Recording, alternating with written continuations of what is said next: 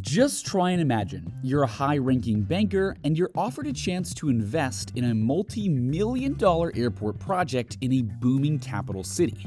Sounds like a golden opportunity, right? Well, what if I told you the airport didn't exist? The investors? Fake. The documents? Forged. And the mastermind behind it all? A Nigerian businessman who pulled off one of the most audacious scams in history. This is the story of Emmanuel Nwude, the man who sold an imaginary airport for $242 million.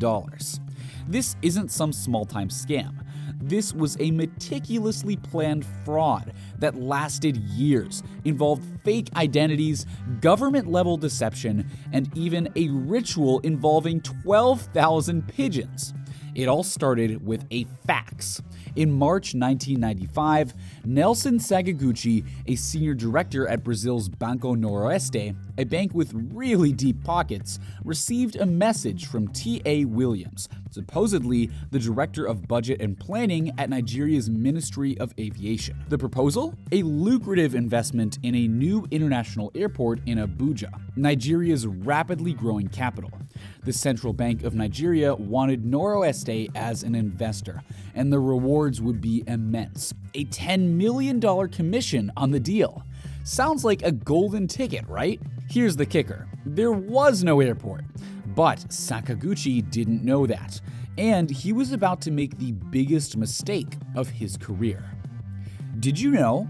Nigeria moved its capital from Lagos to Abuja in 1991, just 4 years before this scam began.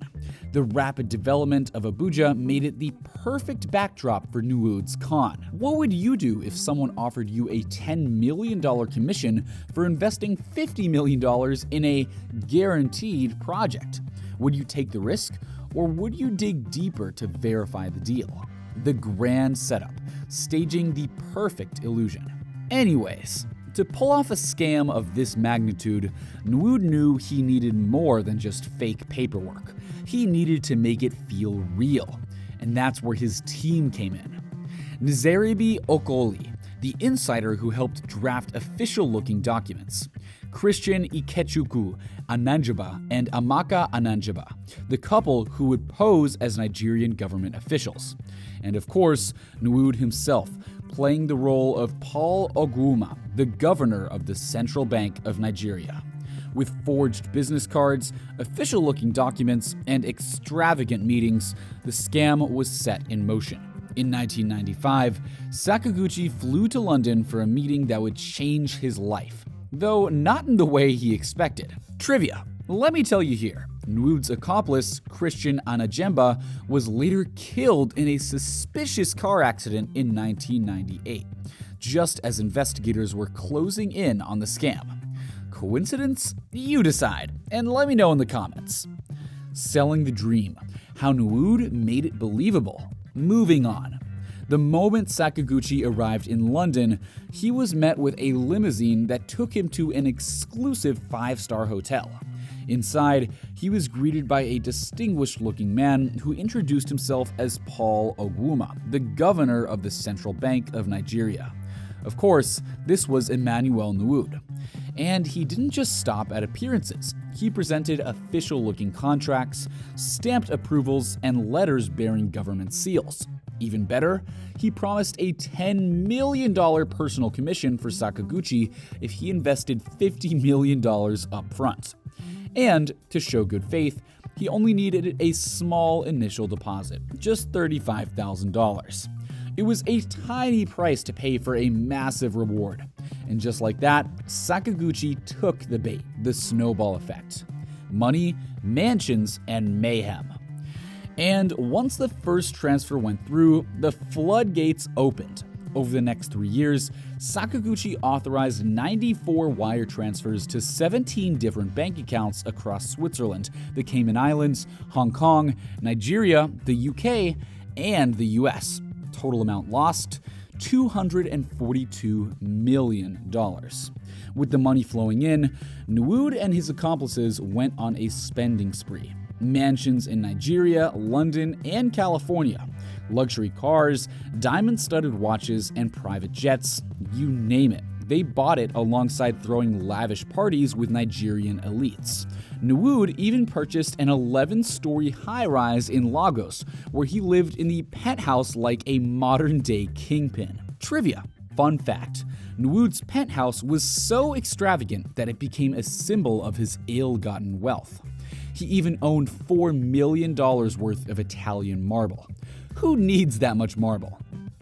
The downfall. The house of cards collapses. Back in Brazil, Sakaguchi was growing increasingly desperate, waiting for his return on investment. Despite sending millions, he hadn't seen a single dime in returns. But instead of coming clean, he doubled down, hiding the transactions from his colleagues and continuing to send money.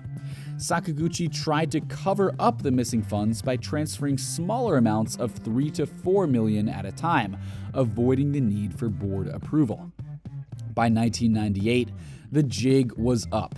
Banco Noroeste was on the verge of collapse, set to be acquired by Santander, one of Spain's biggest banks.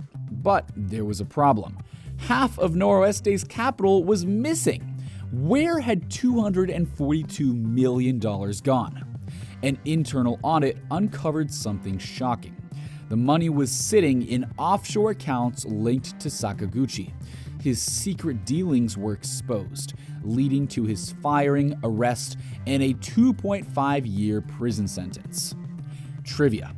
Did you know, at his lowest point, Sakaguchi even turned to a Brazilian priestess, Maria Rodrigues, who promised to improve his luck with a ritual involving 12,000 white pigeons.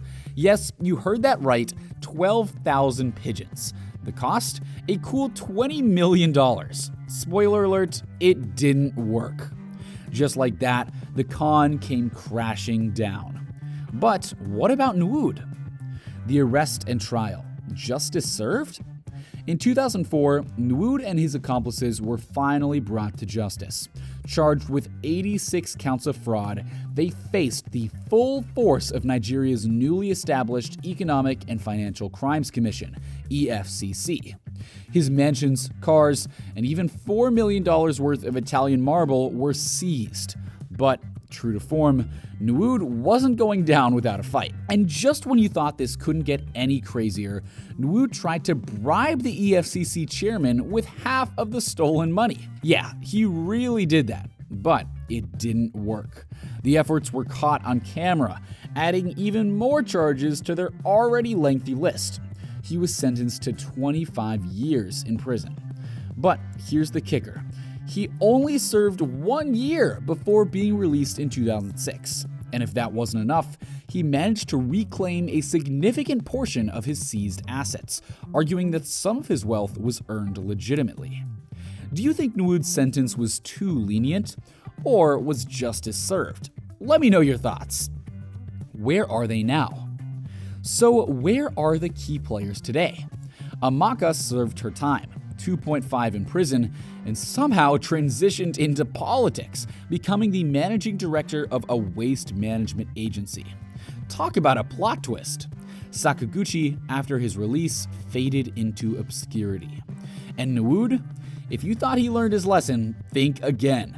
Well, he's still up to his old tricks. In 2016, he was arrested again for land fraud and inciting violence. In 2021, he was charged with forging property documents.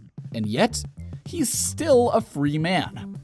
Lessons learned. The anatomy of a con. So, what can we learn from this incredible tale of deceit?